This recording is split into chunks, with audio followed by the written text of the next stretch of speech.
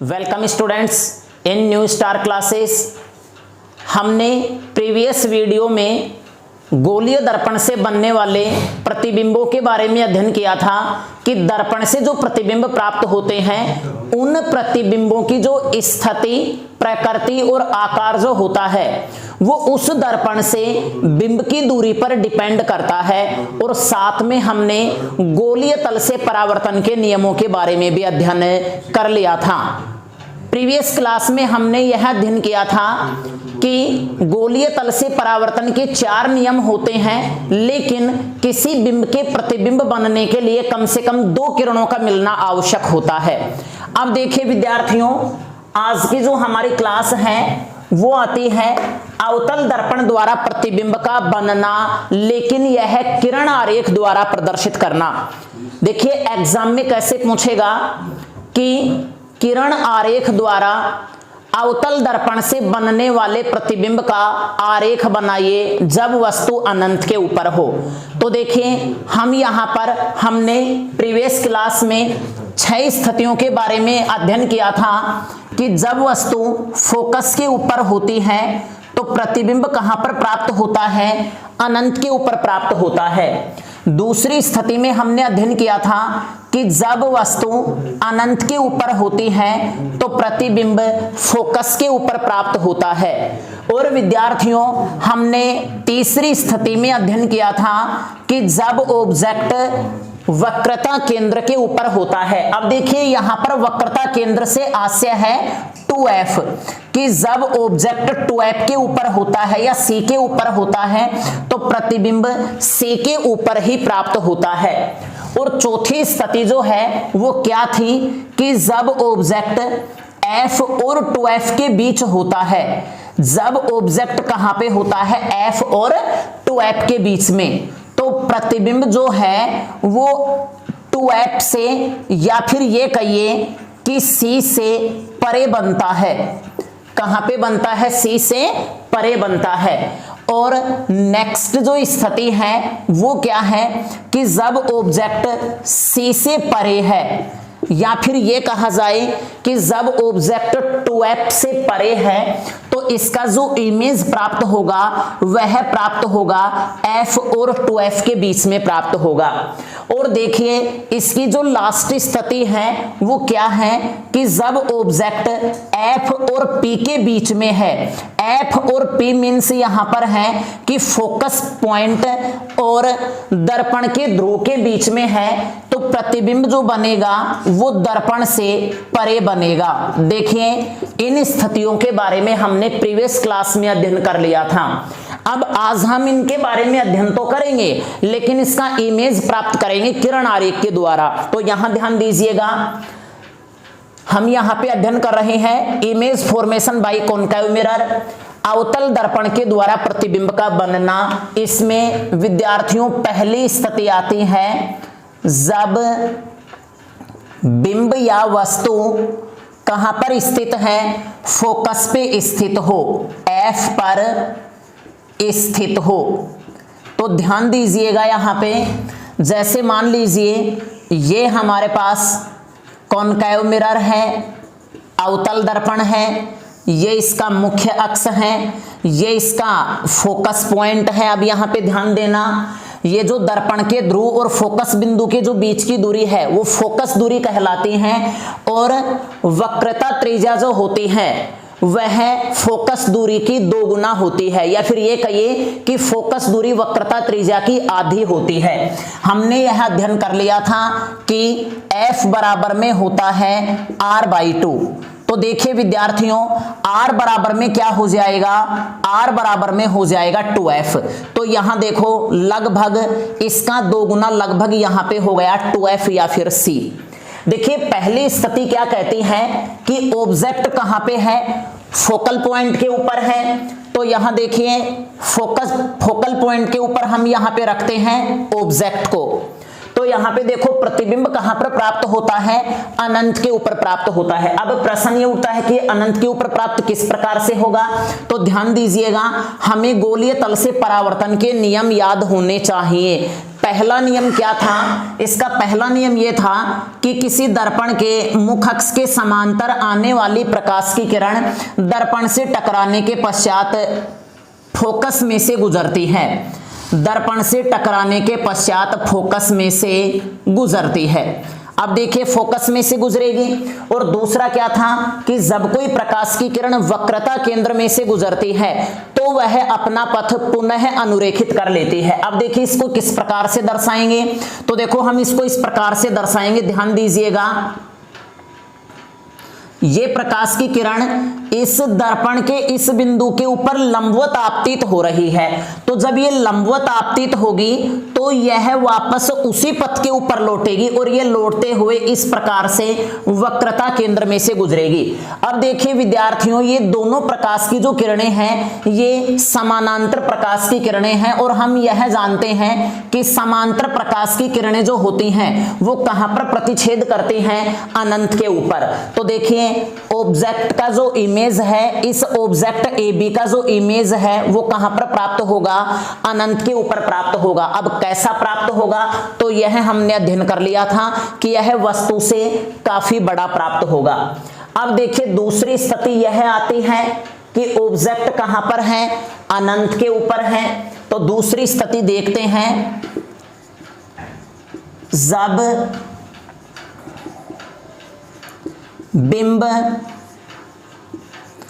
अनंत पर स्थित हो, तो देखिए इस स्थिति में इमेज किस प्रकार से प्राप्त होगा ऑब्जेक्ट का। मान लिया ये अवतल दर्पण है, ये इसका मुख्य अक्ष हो गया, ये इसका फोकस बिंदु, ये इसका वक्रता केंद्र। देखिए ऑब्जेक्ट जो है अनंत के ऊपर है, हमें यह कैसे पता लगेगा कि ऑब्जेक्ट अनंत के ऊपर है, तो हमने ये मान लिया कि यहां पर अनंत है, ये है आपका ऑब्जेक्ट ए बी। अब देखिए यहां से जो प्रकाश की किरणें आएंगी वो मुख अक्ष के समांतर आएंगी, इस प्रकार से आएंगी प्रकाश की किरणें।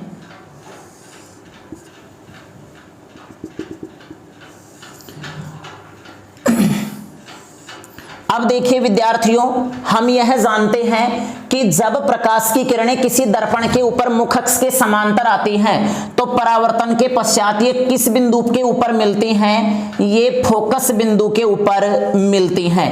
तो इस ऑब्जेक्ट का जो इमेज बनेगा वो कहां पर बनेगा, फोकस पॉइंट के ऊपर बनेगा। और कैसा होगा इमेज, इमेज जो होगा इसका बिंदुवत होगा, अत्यंत छोटा होगा। अब देखिए इसकी तीसरी स्थिति जो आती है इसका अध्ययन हम यहां पे करते हैं। तीसरी स्थिति क्या है, ऑब्जेक्ट कहां पे है, वक्रता केंद्र के ऊपर है। तो देखिए ये हमने मान लिया ये अवतल दर्पण है, ये इसका मुख्य अक्ष है, ये दर्पण का ध्रुव हो गया, ये है फोकस बिंदु और ये है वक्रता केंद्र। देखिए ऑब्जेक्ट कहां पे रखा हुआ है, वक्रता केंद्र के ऊपर रखा हुआ है। तो गोलीय तल से परावर्तन के जो नियम है अब हम लागू करेंगे। देखिए पहला नियम है कि मुख अक्ष के समांतर आपतित प्रकाश की किरण दर्पण से टकराने के पश्चात फोकस बिंदु में से गुजरती है। देखिए फोकस बिंदु में से गुजर गई। और इसका दूसरा नियम क्या है कि जब कोई प्रकाश की किरण दर्पण के फोकस बिंदु में से गुजरती है तो परावर्तन के पश्चात यह मुख अक्ष के समांतर हो जाती है और जिस बिंदु के ऊपर यह मिलती है उसी बिंदु के ऊपर क्या बनता है, वस्तु का प्रतिबिंब प्राप्त होता है। तो देखिए ए बी का जो प्रतिबिंब है ये क्या प्राप्त होगा, ए डैश बी डैश के ऊपर। अब देखो ये प्रतिबिंब किस प्रकार से प्राप्त होगा, ध्यान देना। ये जो ऑब्जेक्ट यहां पे रखा हुआ है, इस ऑब्जेक्ट का प्रत्येक बिंदु जो है वो प्रकाश स्रोत का काम करेगा। तो यहां से निकलने वाली प्रकाश की किरण जब मुख अक्ष के समांतर आएगी तो ये फोकस में से गुजरेगी। इसी प्रकार से इस बिंदु से प्रकाश की किरण निकल करके मुख अक्ष के समांतर आएगी तो ये भी फोकस में से गुजरेगी। इस प्रकार से ये जो किरण आएगी ये भी देखो फोकस में से गुजरेगी। तो प्रत्येक बिंदु का जो प्रतिबिंब है वो यहां पर प्राप्त होगा। फल स्वरूप इस बिंब ए बी का जो प्रतिबिंब है वो कहां पर प्राप्त होगा, ए डैश बी डैश के ऊपर। अब ये जो प्रतिबिंब जो है ये वास्तविक उल्टा और वस्तु के बराबर होगा। तो देखिए इसका स्क्रीनशॉट लेके इसे नोट्स में उतारिए, फिर हम नेक्स्ट जो स्थितियां हैं इसके बारे में अध्ययन करेंगे।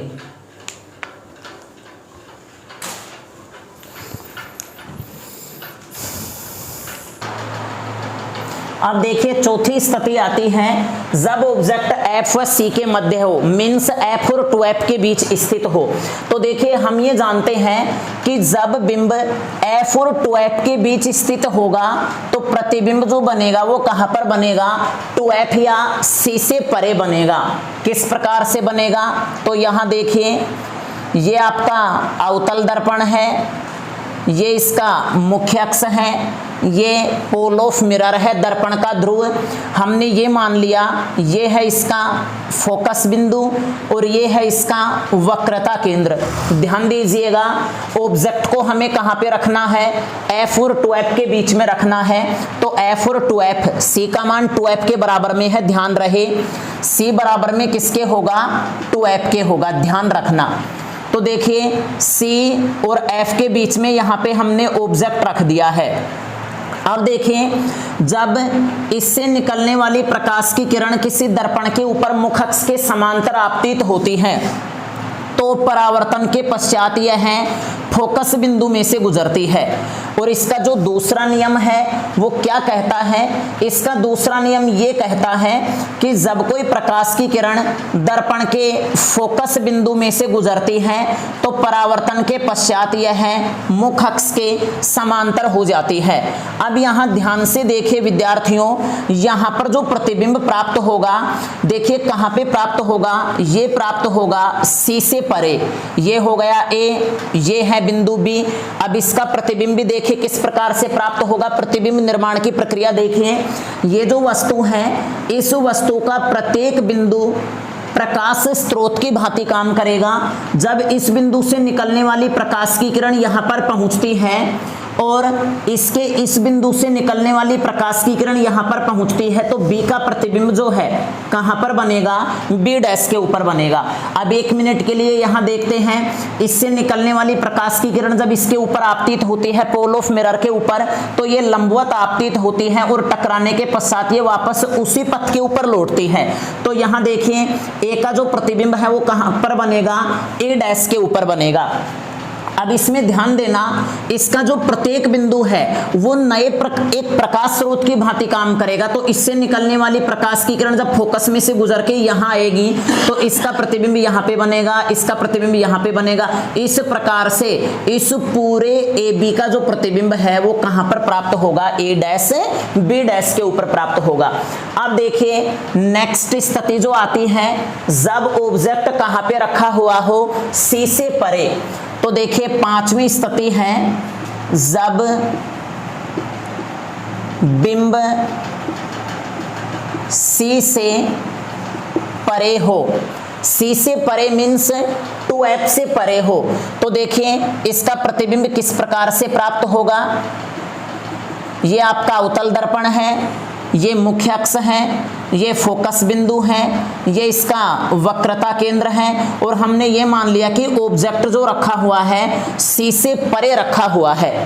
अब देखिए विद्यार्थियों इससे निकलने वाली प्रकाश की किरण जो मुख अक्ष के समांतर है परावर्तन के पश्चात फोकस में से गुजरेगी और जब कोई प्रकाश की किरण वक्रता केंद्र में से गुजरती है तो वह अपना पथ पुनः अनुरेखित कर लेती है। अब यहाँ पे ध्यान देना, ये दोनों प्रकाश की किरणें जिस बिंदु के ऊपर मिलेंगी उसी बिंदु के ऊपर वस्तु का क्या प्राप्त होगा, प्रतिबिंब प्राप्त होगा। तो AB का प्रतिबिंब जो है वास्तविक और उल्टा कहाँ पर प्राप्त होगा, A डैश B डैश के ऊपर, जो किसी स्थिति में प्राप्त होगा, F और C के बीच में। तो मैंने यहाँ पे आपको बता दिया है F और 2F के बीच। देखो यहाँ पे 2F का जो मान है वो C के बराबर है, ध्यान रहे C बराबर में किसके है, 2F के है। अब देखें इसकी जो लास्ट स्थिति आती है वो क्या है कि जब ऑब्जेक्ट फोकस बिंदु और दर्पण के ध्रुव के बीच स्थित हो। छठी स्थिति है जब बिंब P व F के मध्य हो। अब देखिए विद्यार्थियों, ये एक ही स्थिति ऐसी है जिसमें प्रतिबिंब जो बनेगा अवतल दर्पण के द्वारा वो आभासी और सीधा होगा। बाकी जितनी भी स्थितियां होती हैं उन्हीं स्थितियों में जो प्रतिबिंब प्राप्त होता है वो वास्तविक और उल्टा होता है, लेकिन एकमात्र यही स्थिति ऐसी है जिसमें प्रतिबिंब आभासी और सीधा प्राप्त होता है। तो देखिए क्वेश्चन इस प्रकार से भी किया जा सकता है, किस स्थिति में अवतल दर्पण के द्वारा बनने वाला प्रतिबिंब आभासी और सीधा होगा। तो एक स्थिति यही होती है जिसमें जो प्रतिबिंब प्राप्त होता है वो कैसा होता है, आभासी और सीधा। किस प्रकार से, देखिए मान लिया ये हमारे पास अवतल दर्पण है, ये दर्पण का मुख्य अक्ष है, ये दर्पण का ध्रुव है, ये फोकस बिंदु है, ये वक्रता केंद्र है और ऑब्जेक्ट जो रखा हुआ है वो कहाँ पे रखा हुआ है, F और P के बीच रखा हुआ है। तो देखिए विद्यार्थियों, ये प्रकाश की किरण जो मुख्य अक्ष के समांतर है ये परावर्तन के पश्चात किस में से गुजरती है, फोकस में से गुजरती है। इस प्रकार से फोकस में से गुजरेगी।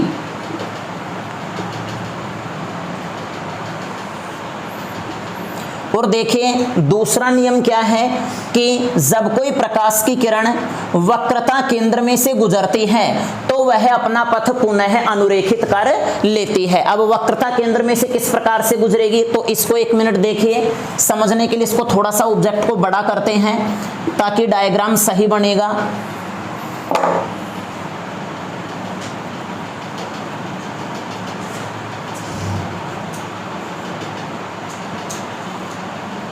तो देखिए ये मुख्य अक्ष के समांतर है, तो परावर्तन के पश्चात फोकस में से गुजरेगी और ये प्रकाश की किरण जो वक्रता केंद्र में से गुजरती है यह अपना पथ पुनः अनुरेखित कर लेती है। तो देखिए वक्रता केंद्र में से इस प्रकार से गुजरेगी, लेकिन ध्यान रहे ये किरण जैसे ही टकरा के इधर आएगी, नेत्र में प्रवेश करेगी तो हमें ऐसा आभास होगा मानो ये पीछे से आ रही हो। और जैसे ये दोनों प्रकाश की किरणें नेत्र में प्रवेश करती हैं, जैसे ही ये दोनों प्रकाश की किरणें नेत्र में प्रवेश करती हैं, ये नेत्र है, जैसे ही नेत्र में प्रवेश करेगी तो ये पीछे की ओर बढ़ाने पर जिस बिंदु पर मिलती हुई प्रतीत होती है उसी बिंदु के ऊपर वस्तु का क्या प्राप्त होगा, प्रतिबिंब प्राप्त होगा। तो देखिए ये जो प्रतिबिंब है विद्यार्थियों ये बिंब से बड़ा प्राप्त होता है। तो ए बी का प्रतिबिंब कहां पर प्राप्त होगा, ए डैश बी डैश के ऊपर। और एकमात्र यही स्थिति ऐसी होती है जिसमें प्रतिबिंब सीधा और आभासी प्राप्त होगा।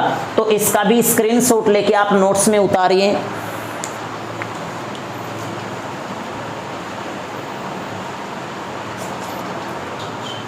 अब देखिए नेक्स्ट टॉपिक आता है अवतल दर्पण के उपयोग या यूज ऑफ कॉनकेव मिरर। देखिए इसमें छोटे क्वेश्चन किए जा सकते हैं एग्जाम में। तो देखिए विद्यार्थियों अवतल दर्पण के उपयोग क्या क्या हैं। तो अवतल दर्पण का जो पहला उपयोग आता है वो आता है टॉर्च,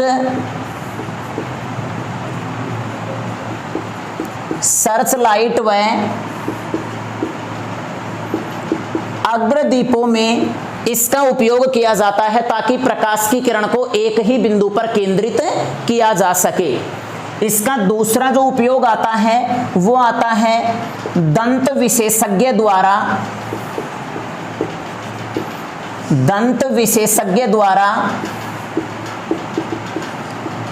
दांत का बड़ा प्रतिबिंब प्राप्त करने में। अब देखिए दंत विशेषज्ञ जो है वो दांत का प्रतिबिंब बड़ा किस प्रकार से प्राप्त करेंगे। मैंने अभी अभी आपको बताया था कि अवतल दर्पण में एक ही स्थिति ऐसी आती है जिसमें प्रतिबिंब आभासी और सीधा प्राप्त होगा। तो जब हम ऑब्जेक्ट को P और F के बीच रखेंगे तो उस ऑब्जेक्ट का जो इमेज प्राप्त होगा वो दर्पण से पीछे की ओर लेकिन काफी बड़ा प्राप्त होगा। अब देखिए इसका तीसरा जो उपयोग आता है ये आता है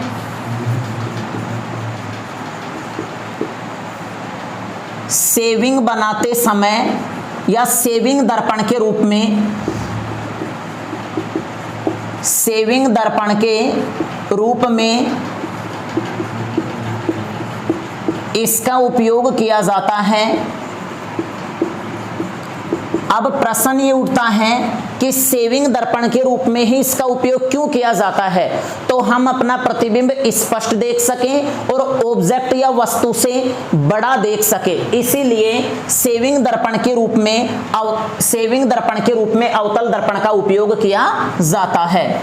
इसका जो चौथा उपयोग आता है, चौथा उपयोग है इसका सोलर कुकर में, सोलर कुकर में। और पांचवा इसका उपयोग है विद्यार्थियों, इसका पांचवा उपयोग आता है सौर भट्टियों में प्रकाश की किरणों को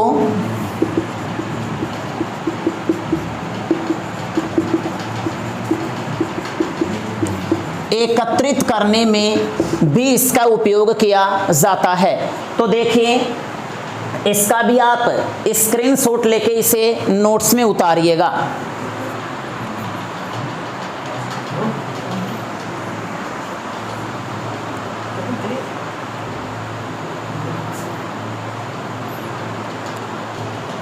तो ठीक है बच्चों, आज की वीडियो में इतना ही काफ़ी है।